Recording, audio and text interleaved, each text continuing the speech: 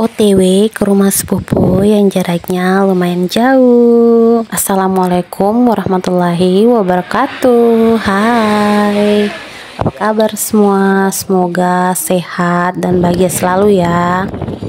Hai, jumpa lagi di Story Nurul. Saat dalam perjalanan kami sempat kehujanan dan sempat berteduh juga, cuman karena suami juga lagi buru-buru, jadinya kita kepaksa harus tetap jalan walaupun tetap masih hujan ya. Nah di sini kalian bisa lihat sendiri cuacanya itu masya Allah mendung sekali. Nah di sini juga cuman suami yang pakai mantel karena mantel tuh memang cuman satu ya. Dan untungnya sini tuh hujannya cuman gerimis dan masya Allah sekali pemandangannya tuh di sini sebenarnya indah sekali, cuman aku nggak bisa nge-record soalnya cuacanya juga lagi nggak mendukung, terus kita juga lagi buru-buru. Nah di sini karena hujannya udah reda makanya suami tuh singgah sebentar untuk buka mantel ya. Setelah buka mantel kita lanjut dalam perjalanan lagi karena emang masih jauh. Nah di sini kita sudah memasuki daerah perkebunan tebu. Tadi juga sempat kebingungan soalnya ada perempatan gitu, sementara nggak ada penandanya mau belok kemana, jadi sempat bingung juga, apalagi setiap belokannya itu jalannya hampir semua sama dan semuanya kiri kanan itu cuman ada tebu ya. Untungnya ada apa ya, kita ikutin satu pengendara yang arahnya itu sama, jadi kita ikutin aja soalnya kita emang agak sedikit pusing soalnya ini baru kedua kalinya ya kita ke rumah sepupu.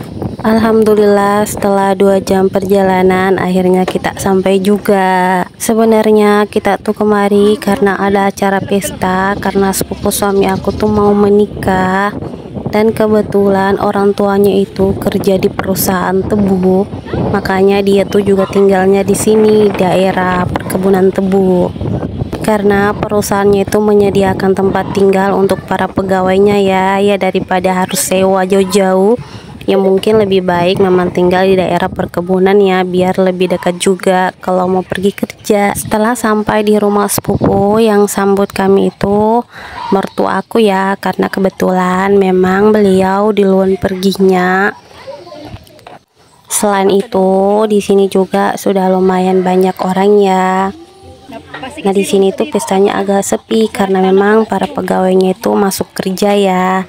Dan pas sampai kita tuh langsung disambut kue. Dan karena di sini aku juga masih capek karena perjalanan tadi, makanya aku duduk dulu sambil makan kue. Terus minum teh juga. Tapi di sini suami aku tuh nggak bisa lama-lama karena dia juga harus pulang ulang karena emang niatnya tuh cuman mau antarin aku aja ya kemari. Nah setelah antarin pakaian aku atau barang bawaan aku ke tempat yang mau kita nginapin atau tempat tidur nanti yang sudah memang disediakan sama sepupu, suami aku tuh langsung OTW pulang ya karena memang ini takutnya kemalaman di jalan karena jaraknya tuh memang lumayan jauh, sekitaran 2 jam baru sampai di rumah. Jadi dia tuh langsung pulang. Sebenarnya sih aku pengen dia bermalam juga, cuman gimana ya, pekerjaan suami aku tuh nggak bisa ditinggal sama sekali. Nah di sini aku tuh menuju rumah yang udah disiapin sama sepupu tempat kami tidur nanti. Soalnya kalau di rumah dia itu kan rumah pengantin itu sempit sekali karena memang ruangannya tuh hanya seperti ini. Sementara kalau pesta itu kan pasti banyak ya warga yang lainnya, jadi itu nggak muat, makanya kami dia sediain 2 rumah untuk keluarga dari pengantin perempuan dan pengantin laki-lakinya tuh udah disediain.